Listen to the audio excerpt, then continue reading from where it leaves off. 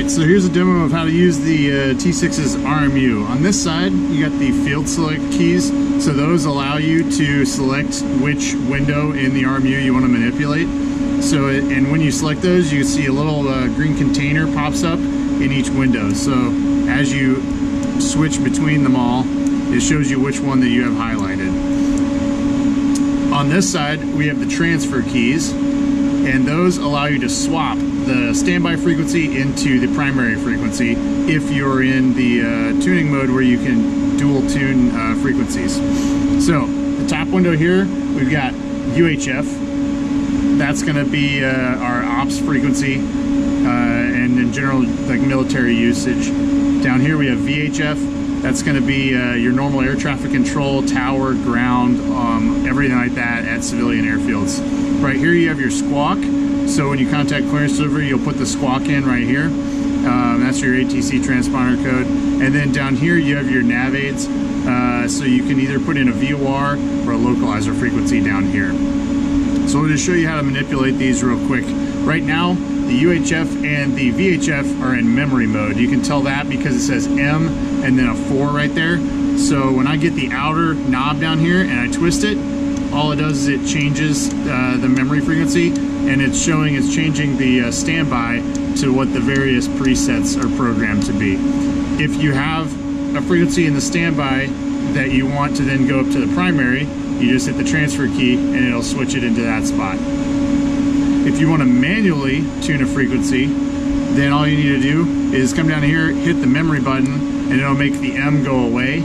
And now you can twist the outer and the inner knob to adjust the frequency to whatever you want. And then when you have that frequency, hit the transfer key and put it up into the top right there. The VHF behaves the exact same way. Down here for your transponder, you can use the outer and inner knobs to twist in whatever transponder code you need. And then when you take off, while you're on the ground, it's going to be in standby, but when you take off, you're going to change it to the transponder is encoding your altitude. So you hit this button right here on the side, and you're not going to want to leave it on. You're going to change it until it says out. So that's going to be part of your lineup check as you take the active. Down here in the VOR, it behaves the same way. You can have memory frequencies in there as well, or you can tune it manually, and it will be able to recognize whether or not the frequency is a localizer or a VOR. So as you can see, I just put in a localizer frequency, so it pops up with loc right there. But if I put in a VOR frequency, like Laughlin's VOR, and switch it in, it knows it's a VOR and it automatically changes it right there as well. If you want to get into direct tuning mode, this is one of the most convenient features of the RMU. It allows you to just switch the frequencies without having to hit the transfer keys.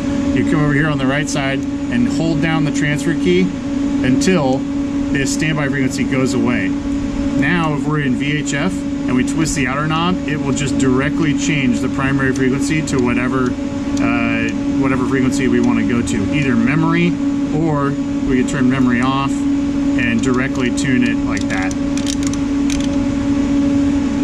Let's see, a couple other things. If you're ever told by air traffic control to ident, it's this button right here, IDT. Alright, so when you push it, you see an ident comes up here, and they'll be able to read that on their radar scope and tell where you are.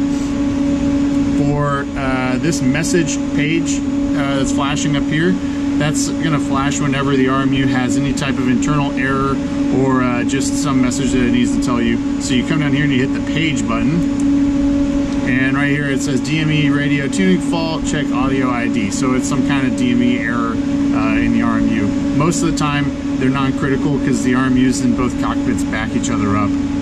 So just once you check that message and then you hit return, you go back, and it's not going to be flashing that annoying message anymore. And if you want to dim the RMU, you hit this dim button down here, adjust large or fine adjustments with your outer and inner knob, and then to get out of the dim, you just hit any other button anywhere. You can't hit the dim again, which is kind of stupid, but you have to hit any other button, and then it'll get it out of that mode.